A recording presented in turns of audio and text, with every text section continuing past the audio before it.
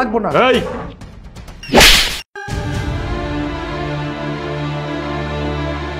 তোমার কত বড় সাহস, তুমি আমার চোখের সামনে আমার কলিজার টুকরা বোনের গায়ে হাত তুলছো। সাবিহা, এই তুমি জানো না আমি বাসায় কি দিয়ে খাওয়া দাওয়া করি, আমরা কি খাই? এতদিন ধরে আমার সাথে সংসার করছো, এখন পর্যন্ত এটাই শিখলে না? আমি আসছি তোমাদের বাড়িতে বেড়াতে আর আমাকে দিল পাঙ্গাস মাছ। জামাই বাবাজি, তুমি এটা কি করলে? আমার বাড়িতে বসে খাবার টেবিলে তুমি আমার মেয়ের গায়ে হাত তুললে, এটা তুমি কেন করলা? চুপ করুন আপনি, আমি আর একটা কথাও শুনতে চাই না। আপনাদের মধ্যে না আসলে আদব কায়দা কিচ্ছু নাই। যদি থাকতো তাহলে আমাকে দাওয়াত করে ডেকে এনে এই পাঙ্গাস মাছ খেতে দিতেন না। আর এই পাঙ্গাস মাছ আমার বাসার চাকর বাকরও খায় না। ঠিক শিপু, তুই এটা কি কথা বললে? বাড়িতে যত আয়োজন করা হয়েছে সব তো তোমার জন্যই আয়োজন করা হয়েছে। মা আর আমি এত কষ্ট করে সকাল থেকে তোমার জন্য রান্না করেছি। ঠিক আছে, তুমি পাঙ্গাস মাছ খাও না, এখানে তো আরও আইটেম আছে, তুমি অন্য কিছু দিয়ে খাবার খেতে, কিন্তু তা না করে আমাদের চোখের সামনে তুমি সাবিহার গায়ে হাত তুললে, এটা তুমি ঠিক করোনি। ভাবি ভাবি প্লিজ তুমি চুপ করো। আর তুমি বাসায় কি খাও না খাও আমার থেকে ভালো আর কে জানে বলো? মা তোমাকে আজকে এত শখ করে পাঙ্গাস মাছের মাথা দিল, আর তুমি সবার সামনে আমার গায়ে হাত তুলে আমার মাকে অপমান করলে। আচ্ছা ঠিক আছে, তুমি খাবে না যেহেতু আমি তোমার প্লেটটা চেঞ্জ করে দিচ্ছি। চুপ, একদম চুপ, একটা কথা বলবো না। এখন আমি তোমাদের বাড়িতে খাওয়া তো দূরের কথা, আমি আর এক মুহূর্ত থাকবো না। এই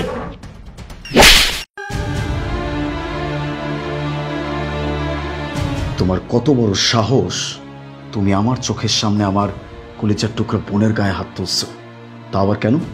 তোমাকে এই বাড়িতে পাঙ্গাস মাছ খেতে দেওয়া হয়েছে। এই কি ভাবছো তুমি? তোমার জন্য যেন তেন পাঙ্গাস মাছ নিয়ে আসছি আমরা? মা অনেক দিন যাবত বলতেছিল জামাই বাড়িতে আসবে, এক সপ্তাহ যাবত একটা দোকানে বলে রাখছে যেন আমাদেরকে নদীর একটা পাঙ্গাস মাছ দেয়। কেন জানো?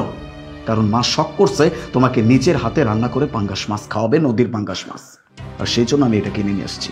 আর তুমি সেই কারণে আমার বোনের গায়ে হাত তুলছো। কি এমন খাও তুমি তোমার বাড়িতে? আমরা কি বুঝি না? একটা মানুষ তার বাড়িতে কি খেতে পারে এতটুকু কি আমাদের আইডিয়া নাই? আমরা কি জানি না কাকে কিভাবে আপ্যায়ন করতে হয়? শোনো, আমার বোনকে তোমার সাথে আমি বিয়ে দিচ্ছি, আমার বোনের দায়িত্ব তোমার। তার মানে এই না তুমি আমার বোনকে অন্যায়ভাবে গায়ে হাত তুলবা, এটা আমি কখনো টলারেট করবো না। নেভার। ওকে অনেক কষ্ট করে মানুষ করছি, অনেক আদর যত্নে মানুষ করছি। তুমি একটা ভালো ছেলে, এই জন্য তোমার কাছে বিয়ে দিচ্ছি। কিন্তু এখন তুমি এসব কি দেখাচ্ছ? আজকে তুমি আমার চোখের সামনে, মায়ের চোখের সামনে তুমি ওর গায়ে হাত তুলতে পারছো। তার মানে তুমি যে বাড়িতে ওর সাথে কি করো এটা তো আমি খুব ভালো করে বুঝতে পারতেছি। আমার বোনটা যে তোমার কাছে ভালো নাই সেটা বুঝতে কিন্তু আমার বাকি নাই। আমি তোমাকে সাফ সাফ একটা কথা বলে দিচ্ছি, আমার বোনের উপর যদি কোনো প্রকার কোনো অত্যাচার হয়, তা আবার অন্যায়ভাবে, আমি কিন্তু সেটা মেনে নিব না। আলিফ, তুই এটা কি করলি? জামাই বাবাজির পাঙ্গাস মাছ পছন্দ নাই হইতে পারে, কিন্তু সে আমাদের বাড়ির জামাই, তার গায়ে এইভাবে হাত তোলাটা তোর একদম উচিত হয়নি। বাবাজি, ও ভুল করেছে, তুমি কিছু মনে করো না বাবা। মা, আমি জানি যে আমি কি করতেছি। আমি যেটা করছি একদম ভেবে চিন্তেই করছি। অনেকক্ষণ যাবত এখানে বসে বসে আমি সব কথা শুনতেছিলাম। আমি ভাবতেছিলাম সে হয়তো এখন থেমে যাবে, কিন্তু না, সে থামতেছে না। সে এই ঝামেলাটা বাড়িয়েই চলেছে। আমার বোনের গায়ে হাত তুলছে তো তুলছে, আবার আমাদেরকে অপমান করে আমাদের বাড়ি থেকে চলে যাচ্ছে। এই কি করো তোমরা? তোমার বাবা কি করে আমি এসব জানি না? কি আমার চোখ নাই, আমার কান নাই, আমি কিচ্ছু দেখি না, কিচ্ছু শুনি না? তোমাদের পুরো পরিবার তো চলে ঘুষের টাকায়, এটা আমি জানি না? অন্যায়ভাবে টাকা ইনকাম করতেছো, সেটা দিয়ে নিজেদের সংসার চালাচ্ছ, বড়লোকি ভাব দেখাও। সব পথে ইনকাম করে তারপরে বড়লোকি ভাব দেখাও। একদম বলে দিলাম, আমার বোনের সাথে যেন কোনো রকম খারাপ আচরণ না হয়। আলিফ, তুমি সব কি বলছো? এইসব কথা এখানে কেন বলছো? ঠিক আছে, এখানে একটা ঝামেলা হয়ে গেছে, কিন্তু সিচুয়েশনটা হ্যান্ডেল করতে শেখো। তুমি তো আরো নষ্ট করে ফেলছো। হাজার হলেও শিপুর কাছে তুমি তোমার বোনকে বিয়ে দিয়েছো, আর এখন যদি ওর সাথে এভাবে কথা বলো তাহলে তো সমস্যা বেড়ে যাবে, কমবে না। তার মানে এই না যে তার কাছে আমি দায়ী আছি? না, আমার বোনকে তার সাথে বিয়ে দিচ্ছি এটা শুধুমাত্র সে ভালো একটা ছেলে এটা ভেবে, এটা দেখে। কিন্তু তার আসল রূপ যে এরকম এটা তো আমি জানতাম না। যাই হোক, আমি যা করছি ভেবে চিন্তে করছি। আমি তোমাকে বোঝানোর চেষ্টা করতেছি, এখনো সময় আছে, শুধরে যাও। না আলিফ, তারপরেও কাজটা তোর মোটেও ঠিক হয়নি বাবা। ভাইজান তো ঠিকই বলছে। ভাইজান যদি আজকে এই কাজটা না করতো আমার শিক্ষা হইতো না, এই শিক্ষাটা আমি পাইতাম না। আসলে টাকা পয়সা দিয়ে তো সব কিছু হয় না।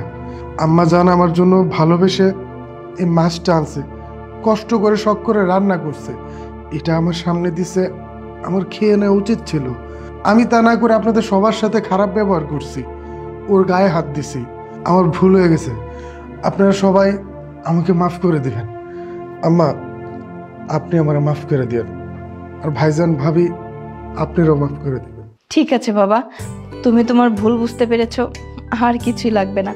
বসো, আপাতত খেয়ে নাও, তারপরে তোমরা না হয় কথা বলো। নাও।